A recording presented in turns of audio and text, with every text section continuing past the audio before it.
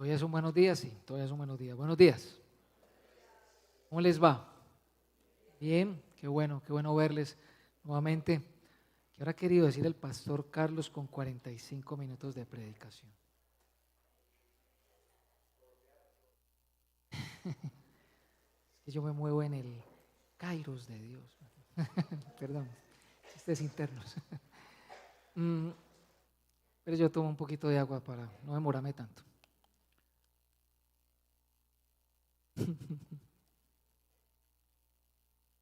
¿Alguna vez te han dejado a cargo o cuidando algo o alguien?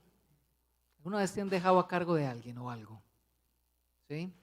¿Alguna vez has tenido la oportunidad de confiarle algo a alguien, dejar a alguien en tu casa para que la cuide, dejarle a alguien tus hijos, tu mascota? ¿Lo has hecho alguna vez? ¿Qué es lo primero que haces o que han hecho cuando te encomiendan tan honorable misión? ¿Cómo? Instrucciones, recomendaciones, advertencias y uno que otro mensaje por ahí de vez en cuando. Am, Hacemos eso normalmente. Nosotros cuando queremos que alguien nos cuide algo, lo queremos dejar a su cuidado mientras no estamos, pues obviamente tenemos una lista de recomendaciones de cómo tiene que hacerlo, pues con dos fines. Pues uno es que queremos mucho lo que estamos encomendando y otra razón es que no queremos que se pierda por esa razón. Yo hace poco he estado saliendo un poco más a solas con mi esposa, he tenido que dejar a mis hijas al cuidado de algunas tías y tíos en la fe. Aquí que las cuidan, entonces las instrucciones son las mismas. Sí, recuerda que la comida es a las 6:30, que Julieta no come esto, no come aquello, pilas porque si come aquello se brota por la alergia, cuidado con Lucía y las pataletas, no les vas a dar otra cosa porque si no, bueno, en fin, bla, bla, bla, bla. O si tienes un gato, pilas con la arenita y lo uno, pilas con el closet, ojo que en la noche se te puede montar a dormir muy cansón.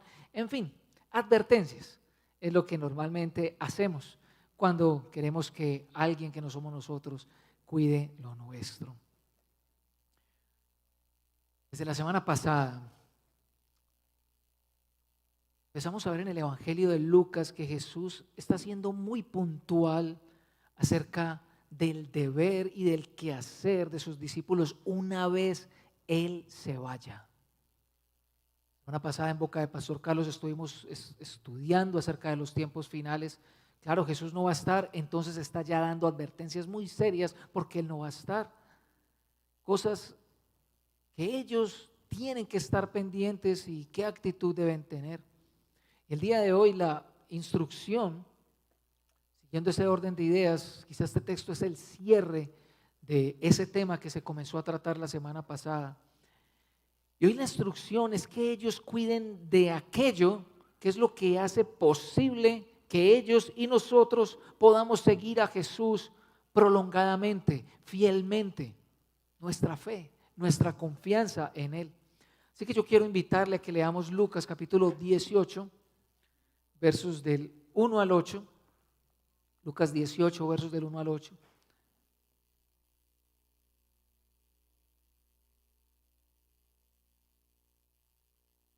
Y espero que le prestemos mucha atención al texto, a la historia que allí se nos relata.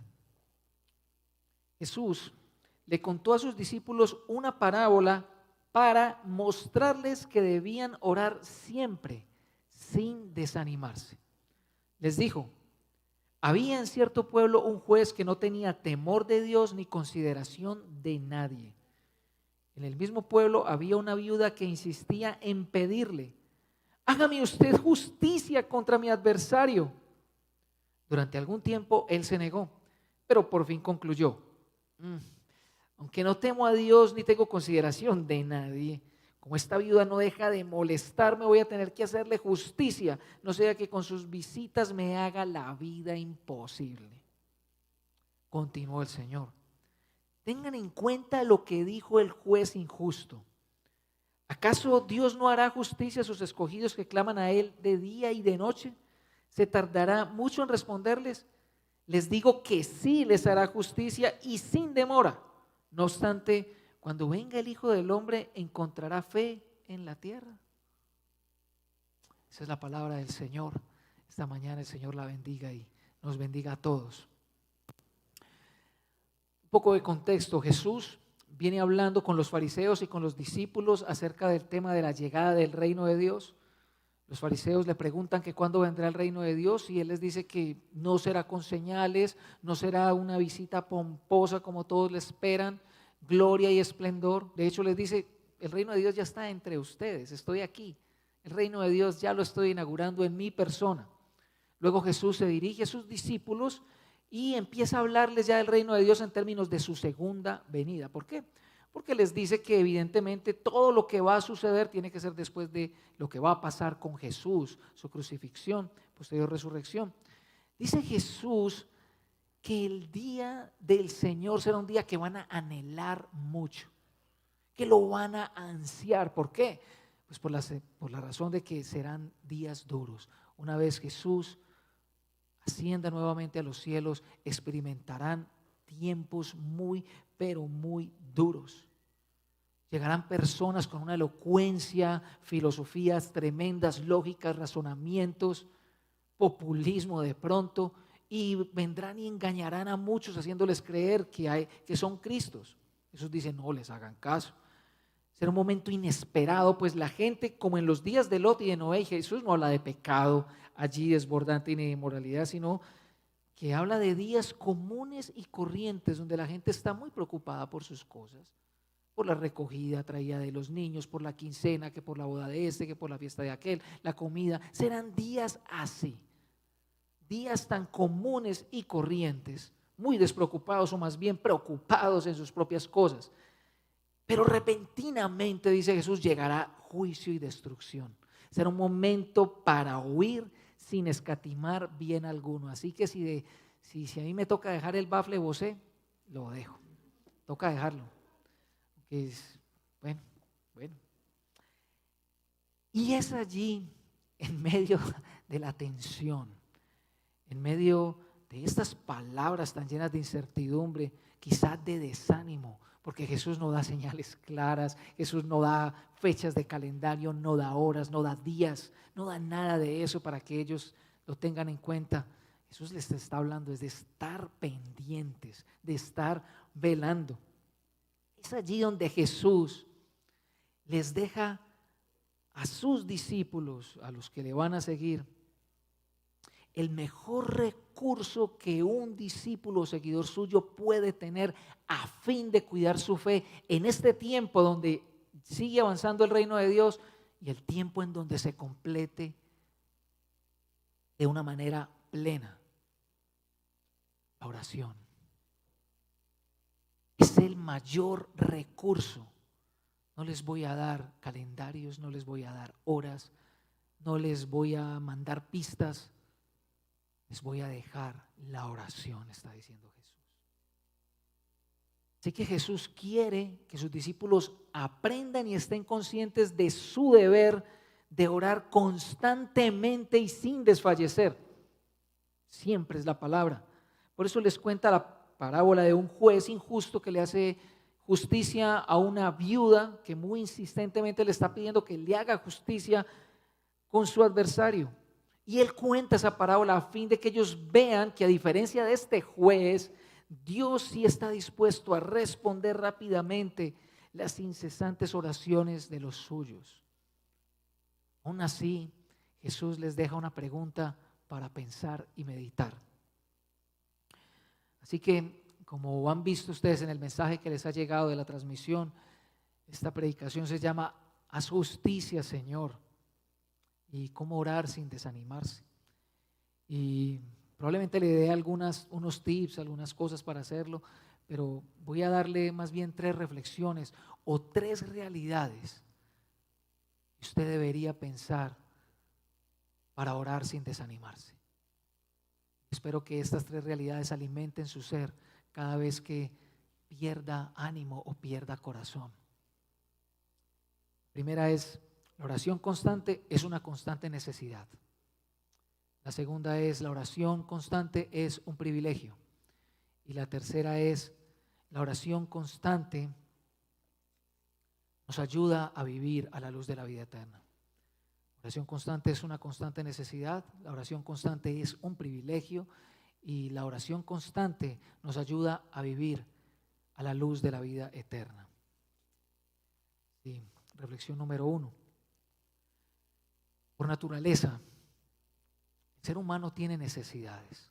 Desde la misma concepción, en el vientre materno necesitamos ser alimentados, cuidados y protegidos.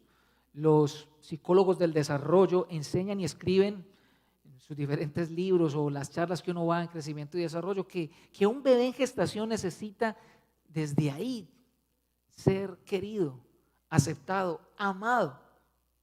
Aparte del montón de cuidados básicos, si queremos que ellos tengan un bienestar, una vida saludable una vez nazcan.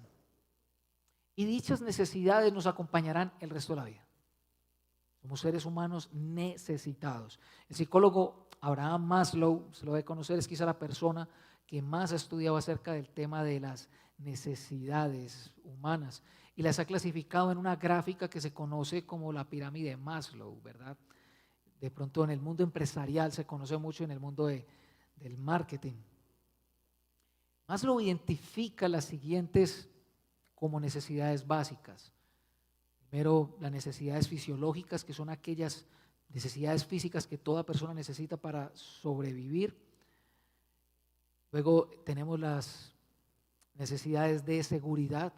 Toda persona necesita sentirse protegido, cuidada, libre de mal, de enfermedad alguna. También tenemos necesidades de afiliación. Toda persona necesita sentir que pertenece a algo, a un grupo de personas. Toda persona también necesita reconocimiento. Eso tiene que ver, sí, con el halago o algo así, pero más bien saber que soy aprobado, saber que se me quiere, saber que soy reconocido. Tiene que ver también con la autoestima, dice Maslow. Y por último, autorrealización. Toda persona tiene necesidad y sentido de propósito. Normalmente nuestra familia, trabajo se convierte en esas situaciones, ¿verdad? O carrera.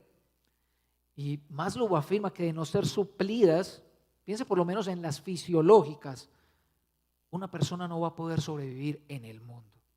Piensa en alguien que no se alimente bien, por ejemplo. Piensa en alguien que no se hidrate. Piensa en alguien que no descanse. Hoy en día hay un alto número de personas fatigadas crónicamente y con síndrome de lo que se llama burnout. Piensa en alguien que no cuide su salud, que no mantenga su temperatura. ¿Qué pasará con esa persona? Estará propensa a deteriorarse y morir muy pronto. Yo no he leído mucho a Maslow, la verdad, se los confieso, pero me imagino que en alguna de estas categorías él hace ver que la espiritual y la fe y el creer tiene que ver con alguna de estas. No, así la escritura. Uno puede encontrar estas categorías en Génesis. Génesis capítulo 1 está la forma en cómo el hombre fue creado. El hombre fue creado con necesidades para ser terrícola, para que la tierra le produzca aquello que él necesita, el aire, el alimento, el agua, todas estas cosas que él necesita.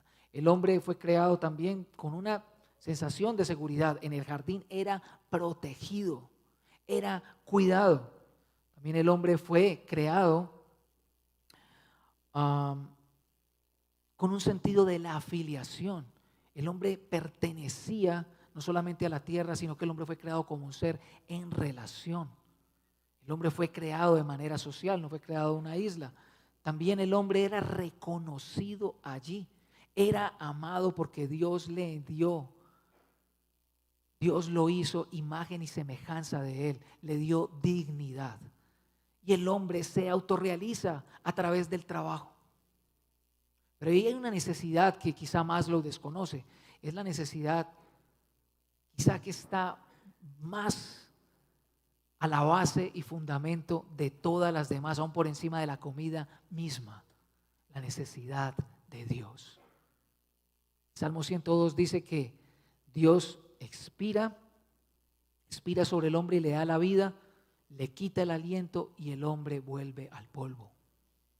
El hombre fue creado para ser un ser en relación con Dios, con la tierra y con el hombre. Si seguimos la lógica de Maslow, si uno de estos tres componentes falta, entonces estará averiado. Eso es lo que Jesús está diciendo, lo que Lucas está queriendo decir. Versículo 1, él está introduciendo el texto mostrándonos que Jesús quiere enseñarles a sus discípulos que deben orar en todo tiempo. No solo que deben orar, sino cómo orarlo. Este deber, la palabra deber aquí, responde más bien al concepto de necesidad obligante. Es algo que se necesita como el oxígeno o la comida misma. Por eso es obligante, porque de no hacerlo, entonces tenderemos al deterioro. Probablemente algo como que es un compromiso con la supervivencia de mi fe. De hecho, en el versículo 8, la pregunta retórica que hace Jesús, que dice, hallaré fe en la tierra cuando venga, tiene que ver con eso. A falta de oración, falta de fe. Y a falta de fe, muerte espiritual. En Lucas 5:35, Jesús ya le ha respondido a los fariseos que le están preguntando por qué los discípulos de él no ayunan ni oran, como los discípulos de Juan y los de ellos, y les dice, es que mire, mientras el novio, o sea yo, esté con ellos, pues qué van a necesitar orar. Pero llegará un momento donde partiré, donde les seré quitado, y ahí sí tendrán que hacerlo. Una lectura al libro de Lucas y Hechos te mostrarán en primer lugar a Jesús, el mismo Hijo de Dios, apartándose constantemente para estar con el Padre. Los momentos más cruciales de su vida, por ejemplo, el bautismo. El bautismo, y cuando desciende el Espíritu Santo, es un momento donde está orando. Luego de ese momento de oración y de llenura va al desierto. La elección de los 12 sucede después de un momento de oración. Lucas capítulo 6, ora toda la noche. Cuando le pregunta a él a sus discípulos acerca de su identidad divina, él estaba orando delante de ellos. Luego se lleva a los discípulos al monte a orar, y en medio de ese monte se transfigura. Todo sucede en el marco de la oración. Antes de ser arrestado está en el monte de los olivos orando sin cesar, clamando incesantemente que Dios pase de él esa copa de amargura. Y en el momento mismo de su muerte está clamando a Dios, ¿por qué me has abandonado? Como también le está pidiendo por las personas que le están matando. Si así fue nuestro Maestro, Salvador y Señor, ¿cuánto más nosotros? ¿Cuánto más tú y yo? Los discípulos no comprendieron esto. No lo comprendieron de entrada, sino una vez Él resucitó. Cuando desciende el Espíritu Santo sobre ellos, ¿qué están haciendo ellos? Orando. Y vas a ver en el libro de los Hechos, escrito también por Lucas, que el común denominador de la vida de la iglesia es la oración. Por todo oran. Cuando celebran, cuando se entristecen, cuando necesitan algo, cuando van a tomar una decisión. Oran todo el tiempo como su Salvador lo hizo. La oración constante es un deber, hermanos, es una obligación. No porque sea un mandato que hay que cumplir, ese es el problema. Como las listas de cosas que hace una persona como para ser más religioso o mejor cristiano. No, sino porque si no lo hago, mi fe se asfixiará en medio de las preocupaciones, afanes y la incredulidad de este mundo. Es una necesidad obligante. Y Jesús lo ilustra a través de la parábola con uno de los dos personajes, la viuda. Viudas juntos con los huérfanos eran quizá las personas más vulnerables de la sociedad, siendo que el que proveía para el hogar la mayor cantidad de recursos era el hombre, pues al morir este no quedaba ella con los suficientes recursos para sostenerse. Una mujer que enviudaba sin haber cumplido el ciclo de procreación femenino era considerada una vergüenza. Muchas veces eran repudiadas. Pero el Señor, cuando le da la ley a su pueblo,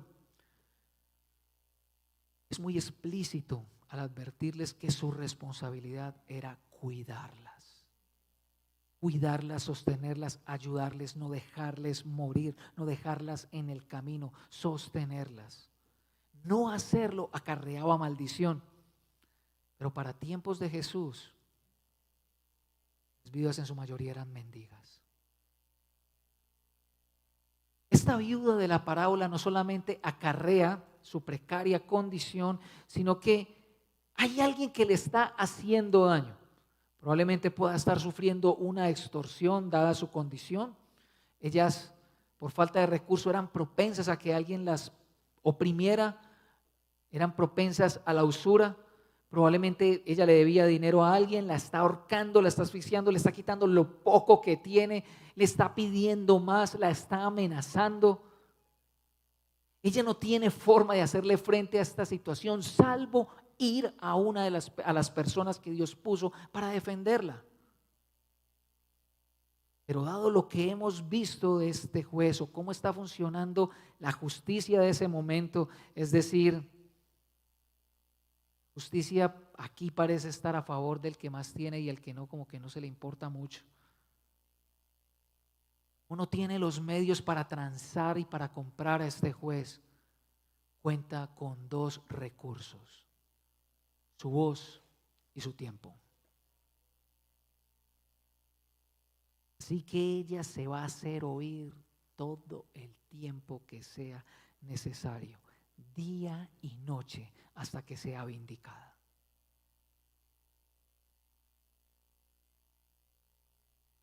Sin la oración constante es imposible tener una fe viva o seguir a Jesús al menos de una manera saludable. Sobre todo en un mundo en el que tendremos que sufrir por esta fe y ser perseguidos injustamente por esto. Lo seremos, algunos ya lo son, pero lo seremos sí o sí. Este mundo, mientras Él no está, estamos enfrentando tentaciones de todo tipo: traiciones, robos, burlas, decepciones, enfermedades, rupturas, pérdidas. Pablo dijo que era necesario para entrar al reino de Dios que pasáramos por muchas aflicciones. Y Jesús y Lucas no están negando esto aquí. Esa es la realidad de la vida del creyente. Si te habían dicho que llegar a la fe significaba lograr lo imposible, lograr la victoria sobre todos tus problemas, te dijeron mentiras. Probablemente muchos pasemos a la presencia del Señor sin haber resuelto la cantidad de conflictos que estamos enfrentando. De hecho, piensa por un momento cuando llegan dificultades a tu vida, cuando llegan momentos o noticias que no esperas. ¿A quién es la primera persona que le reclamas? Dios y lo que tenga que ver con Él. Estos días hablaba con alguien. Quisiéramos que Dios nos respondiera a cosas que son inexplicables.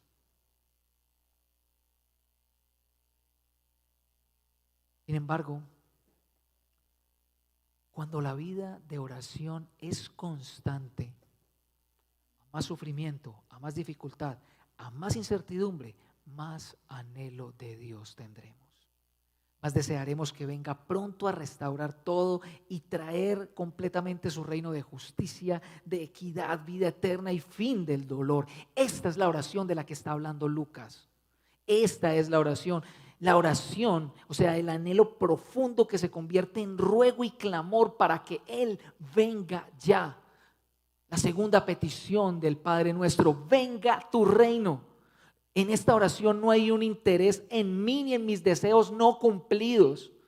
No se trata de si me permitió o ir a tal universidad o a tal trabajo o no, o si me permitió escalar allí o no, o si va a hacer que mi esposo o mi cónyuge sea mejor persona o no. No se trata de eso, y no estoy diciendo que es malo, estoy diciendo que no se trata de eso. Esta es una oración centrada en Dios, completamente en Él, para estar por fin y al fin con Él para siempre.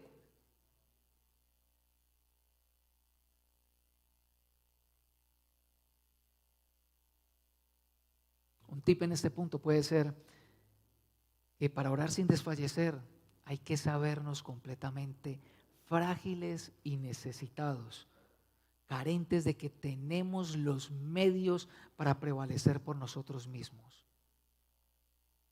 Mira el texto que sigue, Jesús se lo cuenta precisamente a personas que confían en sí mismas y que creen que por sus buenas obras tendrán el favor de Dios, en comparación con un recaudador de impuestos que no es capaz ni de mirar al templo,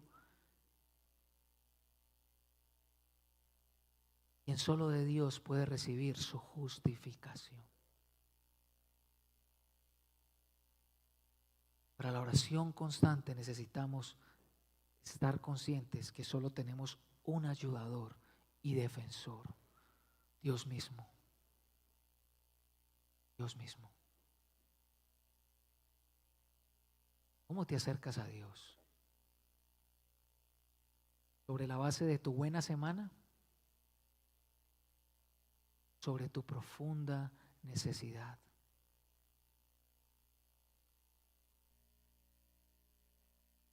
Recuerdo que preparando esta prédica le dije a uno de mis mentores que sentía que esta predicación lo tenía todo, pero le faltaba todo.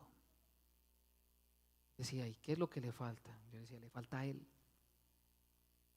No creo que le sigue faltando Él. Estamos conscientes de nuestra necesidad de Él única.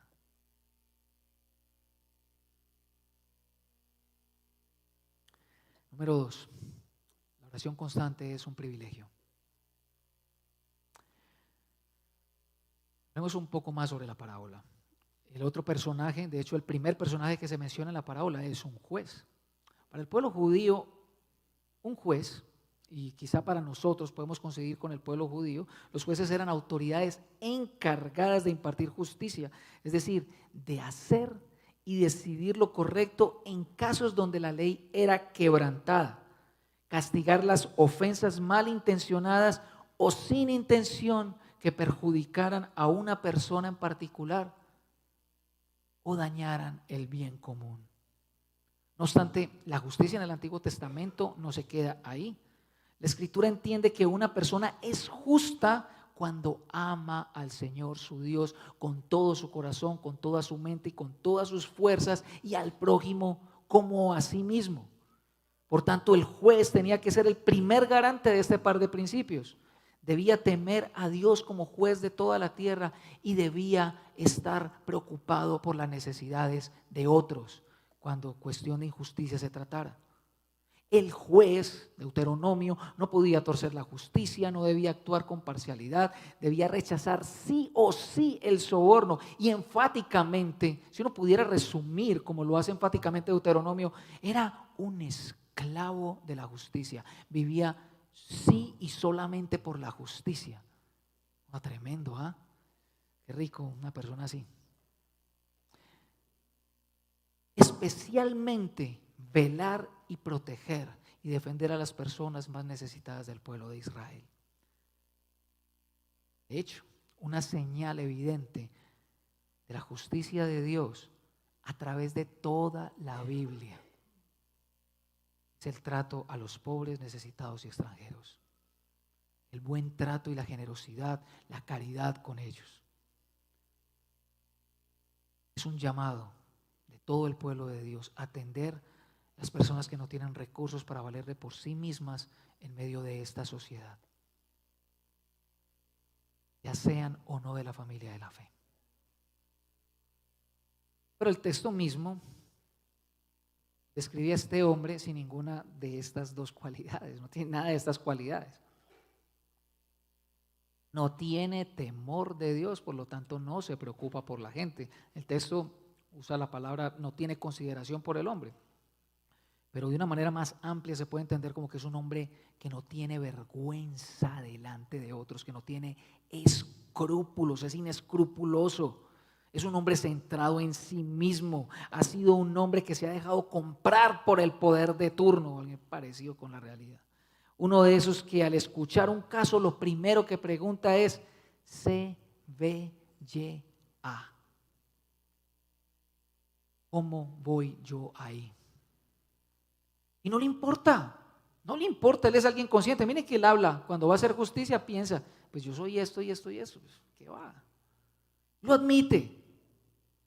La parábola que está pintando Jesús es un vivo retrato de la época, la justicia a favor de los que tengan, y como la viuda no tiene nada con que lo pueda comprar, pues entonces él decide ignorarla por un tiempo.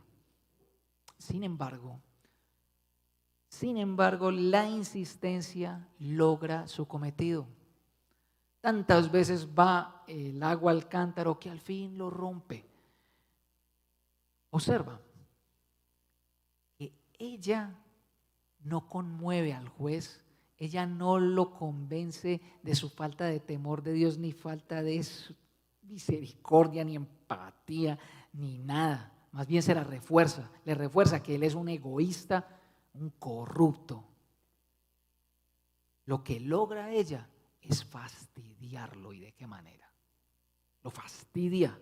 El hombre piensa más es en las implicaciones que tendrá esta insistencia para su comodidad en lugar de suplir para las necesidades de ella. Esta mujer todos los días persistiéndole, quizá le enseñe qué señora tan puntos suspensivos. Él libera a esta viuda con el fin de liberarse él de ella. Jesús entonces pide que se ponga mucha atención a las palabras que usa el juez. Míralas allí. Jesús, ¿qué le pasa a Jesús? ¿Por qué Jesús nos va a poner a pensar en este hombre corrupto, egoísta, pedante? ¿Por qué Jesús nos pone a pensar en estas palabras? Porque quiere hacer un contraste. Quiere hacer un contraste en grado entre dos jueces, uno más alto que otro. Un juez terrenal cuyas motivaciones pueden ser las más torcidas para hacer justicia, y el juez de jueces, el Dios que puso los jueces. La oración constante, según este texto, es un privilegio porque va dirigida a Dios mismo, y de ese Dios somos.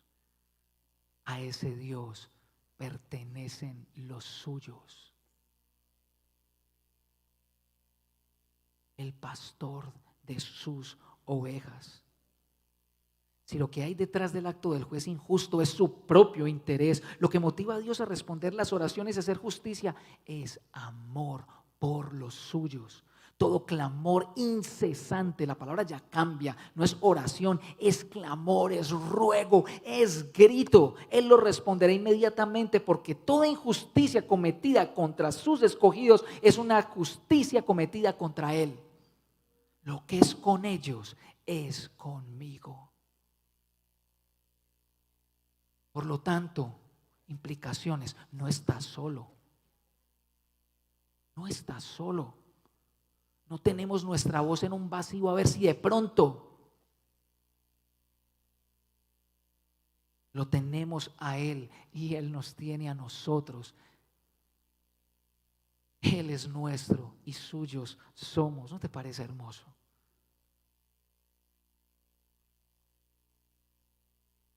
No tenemos que preocuparnos por los gobernantes de turno, que sean iguales o peores que el juez descrito aquí en esta parábola. No tienes que preocuparte. ¿Quién dijo? Por favor, iglesia del Señor, no caigamos más en las polaridades y pensar que es que el destino de mi vida y de mis finanzas y de mi seguridad dependen de un hombre en una foto, de un simple mortal. ¿Quién nos hace pensar en que uno de estos hombres puede salvar? Por favor.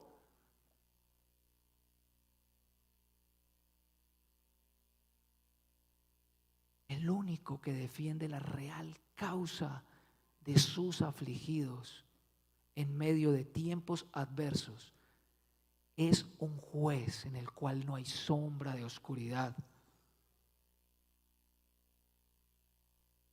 Es un juez que no tiene mancha alguna. Dios que puede salvar. Esto son buenas noticias, porque le quita a la oración la carga religiosa que a veces tenemos, la pereza que nos da. Es un regalo. ¿Quieres prevalecer en este mundo? Está diciendo Jesús, yo quiero estar contigo, estemos juntos. Clámame. Yo te voy a responder, te voy a sostener. Es maravilloso, se quita todo peso.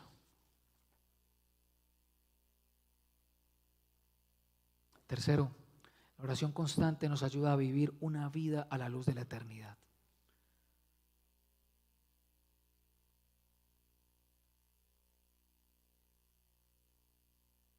Jesús dice en esta parábola, sí, que cuanto más Dios, Él no se tardará en responder las oraciones de los suyos, que hará justicia rápidamente. Y a mí esto me generó problemas, porque uno dice, ¿cómo así que Él va a responder rápidamente a una oración tan larga, tan paciente y tan constante? ¿Cómo así? ¿Qué relación tiene la rapidez con la lentitud? Bueno, vamos a ver si logramos desempacar eso. Recuerda que esta enseñanza está enmarcada en las palabras que Jesús está hablando acerca de los tiempos finales, acerca de su segunda venida. Así que, como ya lo hemos advertido, el propósito de Jesús es darnos la oración como un regalo para prevalecer, para permanecer y ser sostenidos mientras Él regresa. Ok.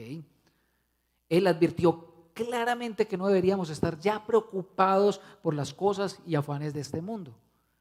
Volver lo cotidiano y terrenal como lo esencial. Nuestra mayor preocupación ahora es su reino, siendo establecido mientras vivimos aquí y completado de una manera nueva y plena cuando Él regrese. ¿Okay? Yo no sé si a usted le ha pasado cuando realiza actividades que le gustan. Bueno, hoy en día ver series, ver películas, un deporte. Yo estoy saliendo a caminar, ¿sabían? Bueno, menos que es por los 40, ¿verdad? Hobbies. Incluso quienes somos muy apasionados por nuestro trabajo y nuestra labor, a veces parece que nos sumergimos en esta cantidad de actividades y podemos pasar horas allí, horas, y pasa el tiempo, uno no se da cuenta, o en el caso mío me suena el celular con un mensaje, usted es que no piensa venir a la casa, usted que le olvidó que tiene familia. Podemos pasar todo el tiempo sumergirnos en algo que es nuestro deleite, nuestra satisfacción y nuestro gozo. De manera similar, el clamar y orar a Dios por Dios mismo, por su reino, ya que no es solamente nuestras necesidades, sino nuestro deleite y preocupación nos hará perdernos en el tiempo sin estar conscientes cuánto ha pasado y repentinamente ya estar con Él.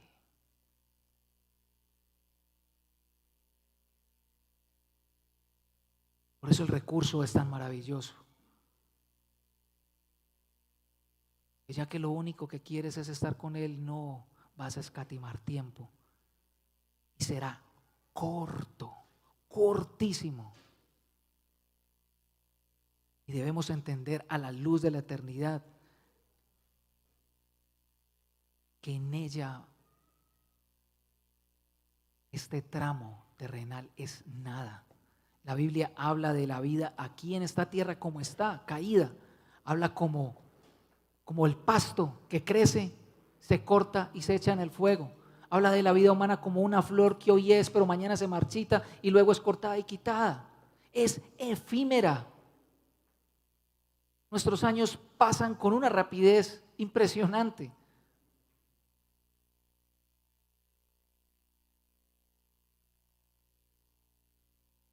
Hace, no sé, aproximadamente 34 años, estaba yo en el patio de mi escuela primaria. Yo estoy en una escuelita. Estaba en la escuela, en un acto cívico, y me dio por mirar a la puerta del director y pensé, a mí no se me olvida ese momento, y pensé, ¿cuándo será que estoy en quinto? Ya tengo 2 hijas. En un abrir y cerrar de ojos. En un abrir y cerrar de ojos. Así que la respuesta es rápida, porque este tiempo esperando no se compara con la eternidad completa con Él. Así que sí va a responder, sí lo hará.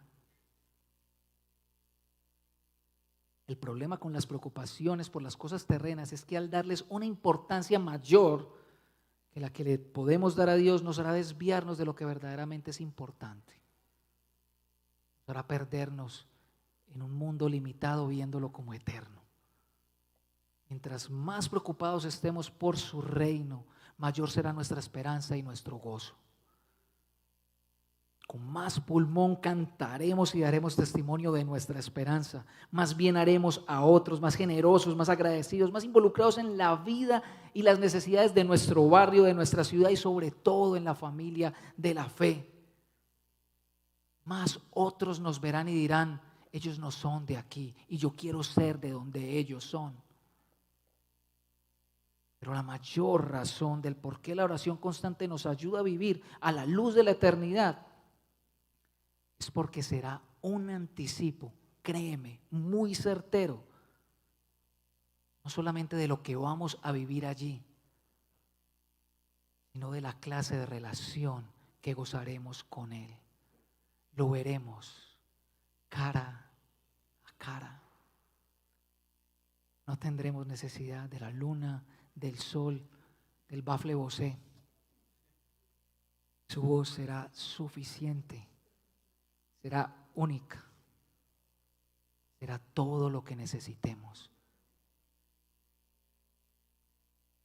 Pero aquí podemos vivir ese anticipo de ser Él lo único que necesitamos. Que ninguna cosa creada perdura, ninguna cosa creada es eterna, pero Él sí. Dios te hará justicia, lo hará más rápido que temprano.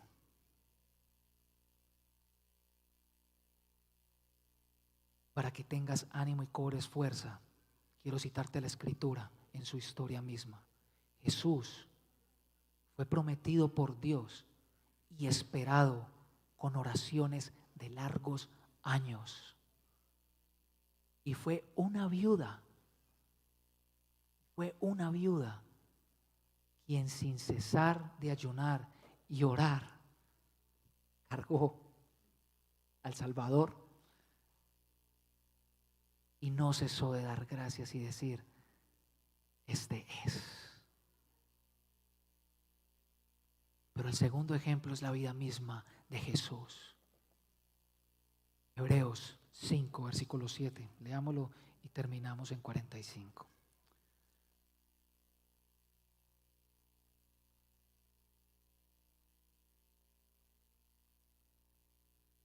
En los días de su vida mortal, Jesús ofreció oraciones y súplicas con fuerte clamor y lágrimas al que podía salvarlo de la muerte. Y fue escuchado por su reverente sumisión. Aunque era hijo, mediante el sufrimiento aprendió a obedecer y consumada su perfección llegó a ser el autor de salvación eterna para los que le obedecen. Y Dios lo nombró como sacerdote según el orden de Melquisedec. Si Dios resucitó y ya está a la diestra, esa justicia nos espera.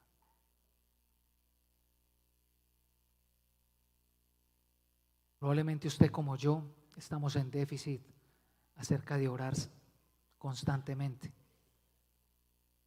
Yo no creo que Jesús esté diciendo que uno tiene que estar de rodillas 24/7 o ponerse un hábito y abstraerse. Es la calidad de la constancia. Yo puedo invitarte al menos a dos cosas. La primera, o tres cosas. La primera es a mirar a Jesús. Recordar estas tres verdades. Él quiere estar contigo, te va a sostener. De hecho, en estos momentos Jesús tiene un ministerio y un trabajo en los cielos. ¿Sabes cuál es? Interceder día y noche para que los suyos permanezcan. 2, siempre la oración será una respuesta a lo que Dios nos revela de su palabra. Si Él quiere estar con nosotros, respondámosle. Coge este texto esta semana, al menos 5 minutos diarios, léelo y respóndele. Quita las oraciones de siempre, respóndele. Dile: yo quiero estar más contigo, yo quiero que lo que más me importe seas tú. Yo no quiero que cuando tú vengas yo sea uno de esos en los cuales no hay fe. Yo quiero estar ahí entre los que esperan tu venida. Tercero, aprende de otros. Ese ha sido mi mayor aprendizaje. Venir a las oraciones me ayuda mucho. Ya rato no vengo, pero escuchar a personas que han llevado tiempo con el Señor me anima. Así estés allí en silencio, escuchándolas, aprende de ellos, porque ellos han estado con el Maestro. Vemos.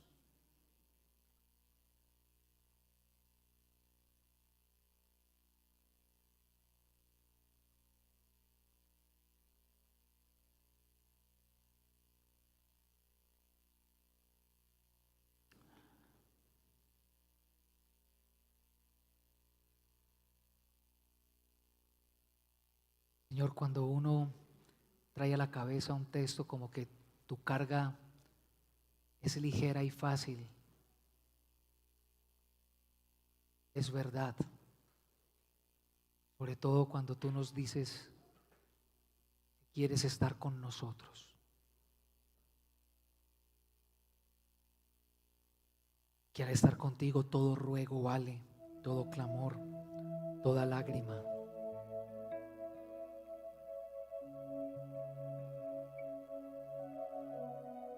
Pastor Carlos hace 8 días nos enseñaba que conocer nuestro futuro nos hacía cambiar y alinear nuestro presente. Señor, yo puedo descansar ya, que tú me vas a hacer justicia, que tú te llevarás el dolor, que tú sanarás las relaciones quebradas de mi vida, que tú sanarás mis quebrantos aquí o en la eternidad. No me interesa. Ya es un sí, un amén en ti. Pero en esta tierra soy muy necesitado. Cualquier deseo como un baflecito se me vuelve necesidad. Cualquier deseo como oraba Carlos, una operación estética se me vuelve necesidad. Cualquier deseo como carro de 100 palos se me vuelve necesidad.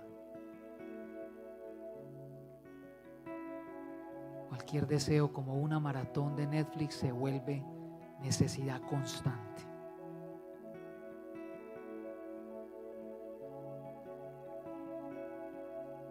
Sé tú nuestro mayor deseo, por favor, Señor.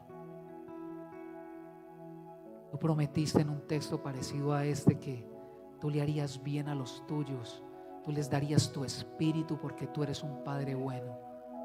Danos tu espíritu para clamarte, Abba, Padre, para anhelar que esta tierra sea renovada de una vez por todas, que llegue la manifestación de los hijos de Dios a este mundo.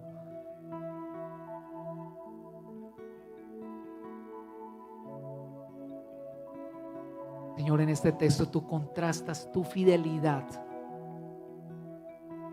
con nuestra inconstancia. Dánosla, Señor. Dánosla, Señor. Dánosla, Señor. Dios y juez justo, Padre bueno, Hijo intercesor, Espíritu Santo consolador. Déjanos disfrutar de esa relación trina que no carece de nada, porque el amor es suficiente, el amor tuyo. Del Padre, del Hijo y del Espíritu Santo.